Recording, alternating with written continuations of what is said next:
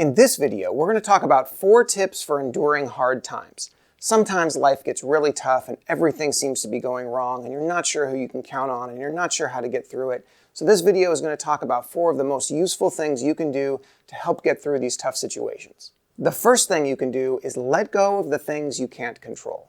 It's very easy to lose track of this. The most common thing to happen when things start getting really bad is that you focus too much on the things you can't do anything about and you just spiral down and down and down. You're focusing entirely on the loss, what you can't deal with, what you can't do, and you just get more and more and more negative.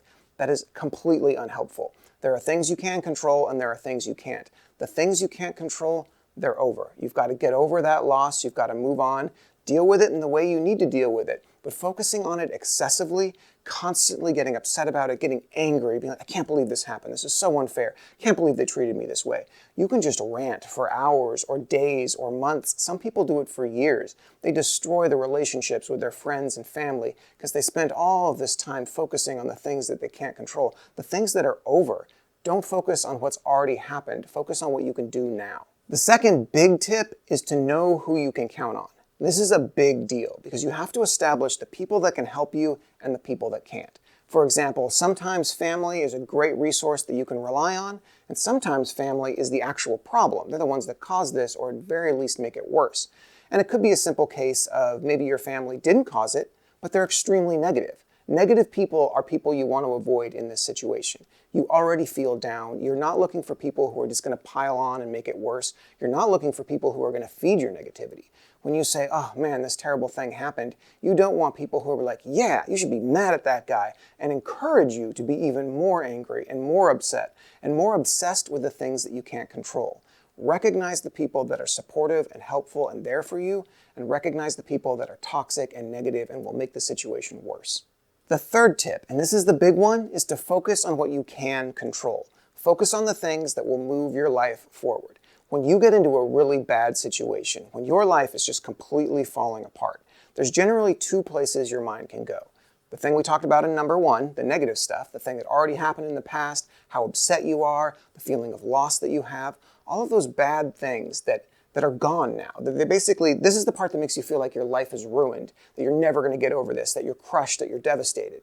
And then there's the things that you can control, which are focused on the future. Like maybe you just lost your house in foreclosure. Well, it's gone now. So now you have to focus, okay, I guess I can get a small 1-bedroom apartment.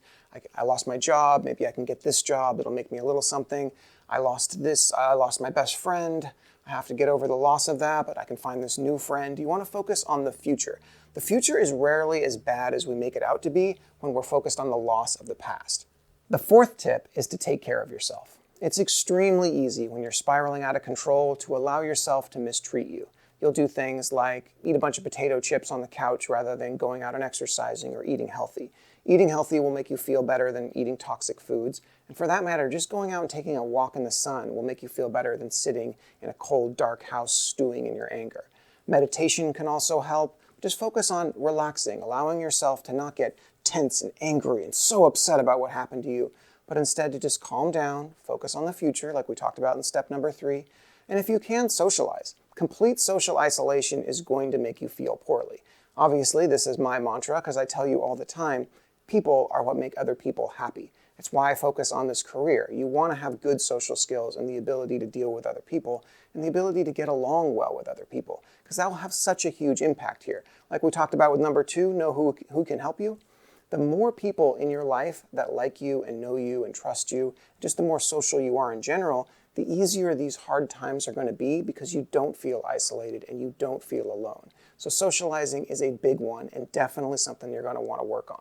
If you want more tips on that, the Social Skills Mastery online training program is linked in the description below.